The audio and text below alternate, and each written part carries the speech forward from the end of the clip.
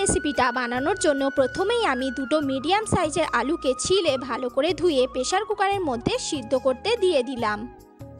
এরপরে একটা বাটি নিয়েছি, এর মধ্যে নিয়ে নেব গমের আটা। আমি এখানে 2 কাপ পরিমাণ গমের আটা নিয়েছি। আটাটাকে আমি বাটির মধ্যে ঢেলে নিচ্ছি। এবারে কিন্তু যে আলুটা সিদ্ধ করেছিলাম সেটা ম্যাশ করে মানে চটকে নিয়ে কিন্তু আটার মধ্যে ঢেলে দেব। আলুটা প্রচণ্ড পরিমাণ গরম ছিল, আপনারা একটু ঠান্ডা করে দেবেন। আর এখানে একটা বড় সাইজের পেঁয়াজকে কুচি করে কেটেছি, সেটাও দিয়ে দিলাম। এরপরে ঝালের জন্য দিচ্ছি লঙ্কা কুচি, আপনারা চাইলে বেশি পরিমাণও দিতে পারেন।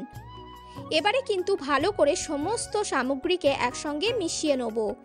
কাজের ফাঁকে একটু কথা আপনাদের সাথে শেয়ার করে নিই। যদি আপনারা আমার চ্যানেলে নতুন হন তাহলে চ্যানেলটিকে সাবস্ক্রাইব করবেন, আমার রেসিপি ভালো লাগলে লাইক করবেন, বন্ধু বান্ধব পরিবার পরিজনের কাছে শেয়ার করবেন চ্যানেলটিকে।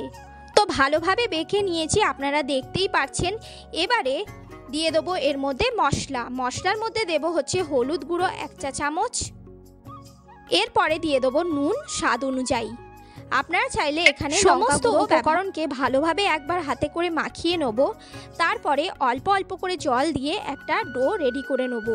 ডোটা যেটা রেডি করব সেটা কিন্তু আমরা নরম করব না, একটু শক্তভাবেই মেখে নেব এটাকে।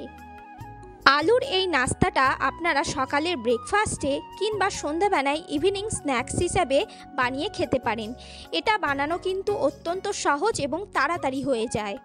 ঘরে থাকা 2-3টে উপকরণ দিয়েই কিন্তু এটা আপনারা বানিয়ে ফেলতে পারবেন অতি সহজে।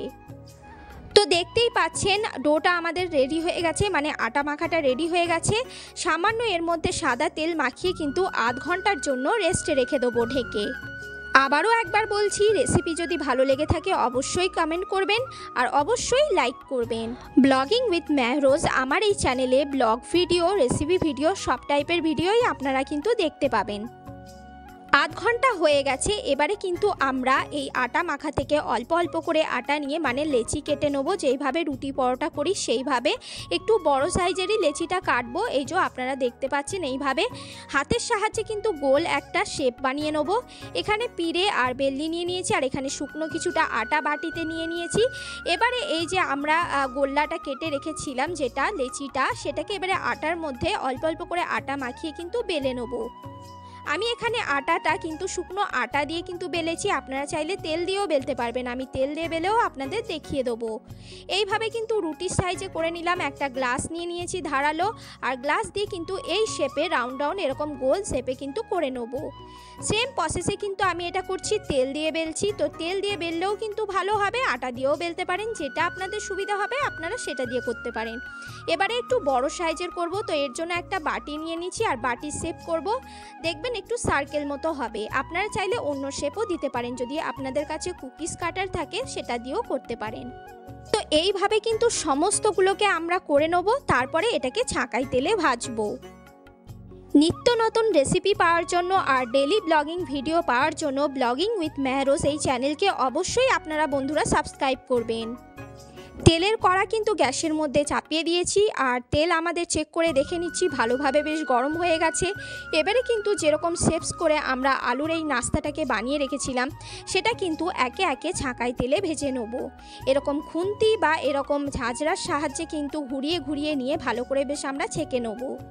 একটু লালচে লালচে মতো ছাঁকবো যাতে খেতে ভালো লাগে আর দেখতেও সুন্দর লাগে।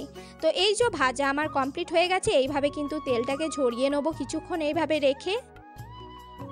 তো এই যে তৈরি হয়ে গেছে। এবারে অন্য একটা জায়গার মধ্যে মানে পাত্রের মধ্যে তুলে নিলাম। বাকি যে আমরা লুচির মতো বেলে রেখেছিলাম যে নাস্তাটা আটার, সেটাকে কিন্তু সমস্তটাকে এইভাবেই কিন্তু আমরা তেলের মধ্যে ছেঁকে নেব। আপনারা দেখতে পাচ্ছেন খুব সুন্দর ফুলছে। তো আলু আর আটা দিয়ে তৈরি এরকম মজাদার নাস্তা রেসিপি আপনারা চাইলে আলুর তরকারি ডিম ভাজা দিয়েও খেতে পারেন, কিংবা সস আর শসা দিয়েও খেতে পারেন। খেতে কিন্তু খুবই ভালো লাগে, বাচ্চা থেকে বড় সবারই ভালো লাগবে এই রেসিপিটা খেতে। কিংবা হুট করে বাড়িতে গেস্ট এলে এই রেসিপিটা বানিয়ে সার্ভ করে নিতে পারেন, খুবই তাড়াতাড়ি হয়ে যায়। তো আমি এখানে একটা সার্ভিং প্লেট নিয়ে নিয়েছি সুন্দর মতো, তার মধ্যে এটাকে সার্ভ করে নিচ্ছি। আমার এই রেসিপি কেমন লাগলো কমেন্ট করে অবশ্যই জানাবেন। আপনাদের কমেন্ট আমার কাছে অনেক ভ্যালুয়েবল। আজকের মতো আমার এই ভিডিওটা এখানেই স্টপ করছি। আবারও দেখা হবে নতুন একটা ব্লগিং ভিডিও কিংবা রেসিপি